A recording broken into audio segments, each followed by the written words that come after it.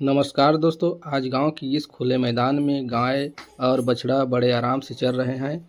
आइए इस खूबसूरत पल का आनंद लेते हैं। गांव की यही सादगी और प्रकृति का साथ मन को सुकून देता है। माँ और बछड़े का ये प्यार देखने लायक है। शहर की भागदौड़ से दूर गांव की हर सुबह और हर शाम अपने आप ये अलग ही खुशी लेकर आती है। ये देखिए दोस्तों, कितना प्यारा दृश्य। मौसम भी बहुत अच्छा है। और ये देखिए, हमारे गांव की ये नाला जो पुल पार करते हैं पौहाड़ी जाने के लिए।